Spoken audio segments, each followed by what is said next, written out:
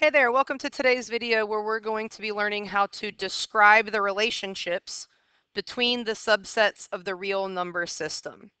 So earlier, what you guys have already learned how to do is to take any real number that I give you and decide first whether or not it's rational or irrational.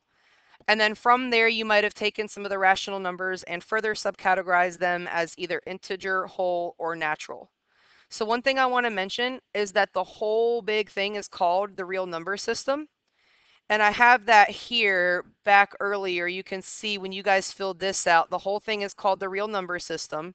And then everything breaks down into one of either two categories, rational or irrational. Okay.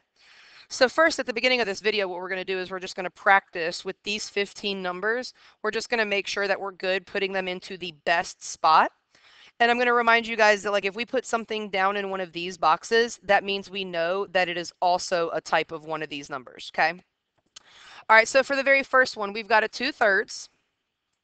So let's go after all of the fractions up here, okay? I see a 2/3. I see a 4/5. These are rational numbers. We know this.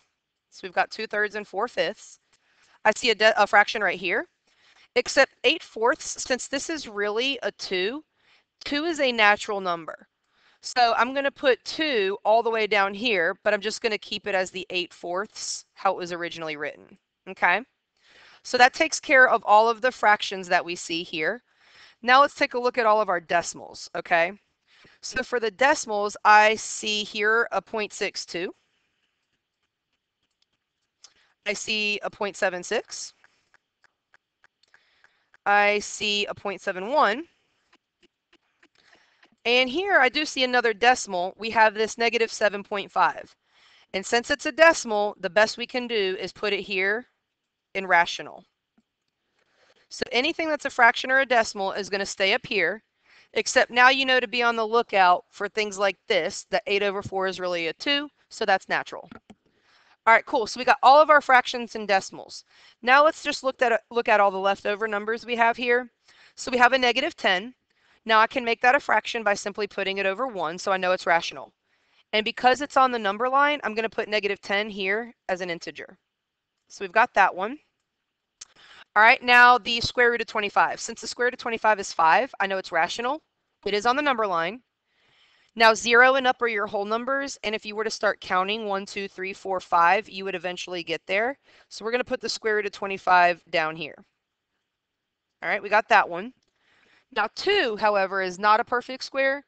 1 times 1 gives you 1, and 2 times 2 gives you 4. So this is not a perfect square. So since it's not a perfect square, we're going to put that over here for irrational. All right, now 11. 11 is down here in natural. Negative 4 is a rational integer. 527 is a rational integer whole natural number. All right, 150 would also go down in here with natural. And now the last one we have here is a negative 8. So negative 8 is an integer, okay? So I wanted to remind you that these numbers down here, even though the best spot for them is natural, they are still considered whole numbers and integers. So for example, back when you guys did this page, so this one was a rational integer whole natural number. So this is you telling me every name that applies to it.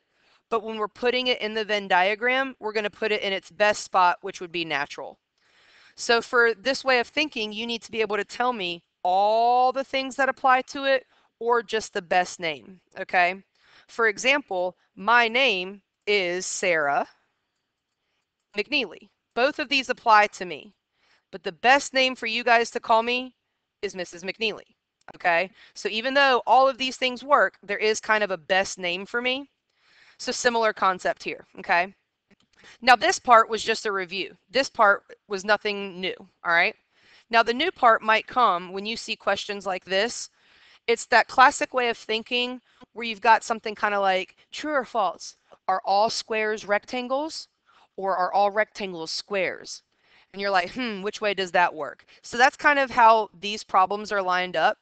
Now, even though you don't see this in your notes anywhere today, y'all, this should look familiar. So if you'll just kind of put your pencil down and just watch this part of the video, I can kind of help you all through this true-false way of thinking by going through some problems that would make sense just based on geographic locations. So for the first one, true or false? All schools in Springfield are in Virginia. Well, if we put you here in Springfield, then yes, you are in Virginia. So that is true. So because this one, Springfield, was under the word Virginia, this is a true statement. All right.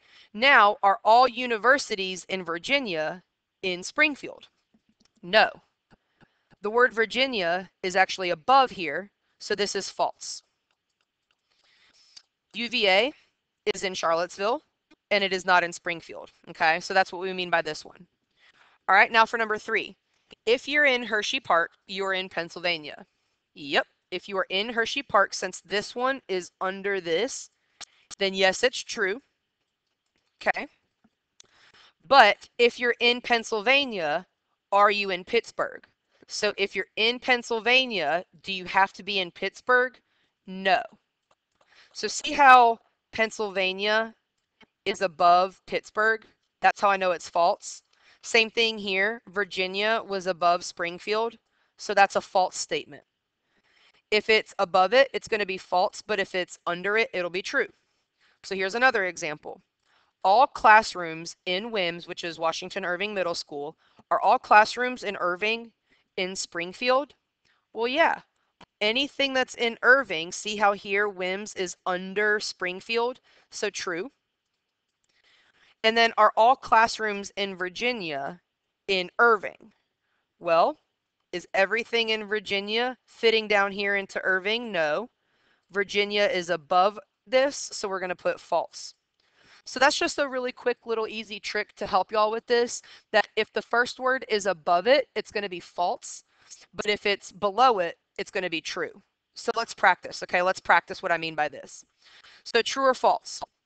All real numbers are whole, okay? So we're going to see, are all real numbers types of whole numbers?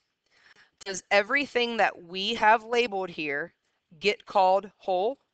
Not at all. So this is false. And to, again, kind of remind you about which one is above the other one, I wanted to just look back right here. So here I have, are all real numbers whole? Nope. See how real is above? So that's going to be false. If I had said, hey, are all whole numbers in the real number system, then it would have been true because this is below it, okay? All right, so let's keep practicing. So are all irrational numbers real? Irrational, are they all real? Well, let's look back at the Venn diagram. See how irrational is under the word real? So that's going to be true. Everything that's in this box is a member of the real number system, so this is true.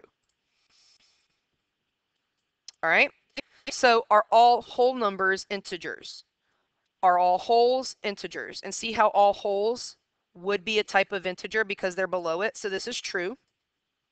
If it's below, it's true.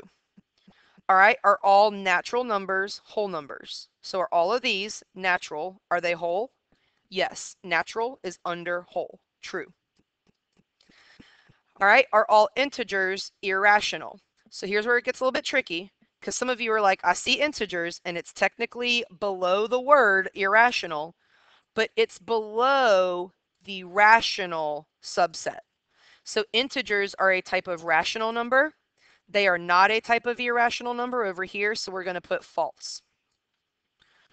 All right, so for this next little part, you can kind of decide for yourself, do you want to pause the video and then just hit play to see how you did for the self-check? Great. If not, if you just want to keep the video playing and just see how I attack these 4 problems, that's fine too. But if you're going to pause to try on your own, now is when you want to pause. So for this first one here, are all integers negative numbers? Now this one isn't really saying are integers a type of any one of these other things. It just wants to see are all integers negative. And when we look here, it's like, wow, look at all these numbers here. They are negative. So it's really tempting to put true. But you might remember that everything here on this number line is considered an integer.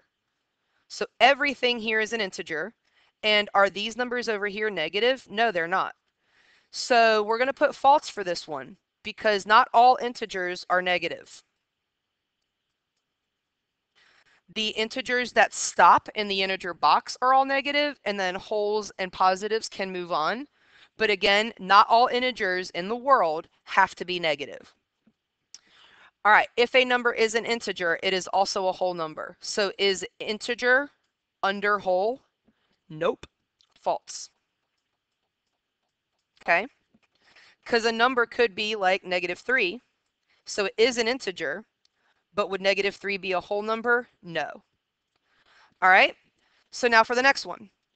Natural numbers, are they a subset of whole? So are natural a subset of whole? Yes, because it's under it. That is true. And if a number is irrational, it is also a real number.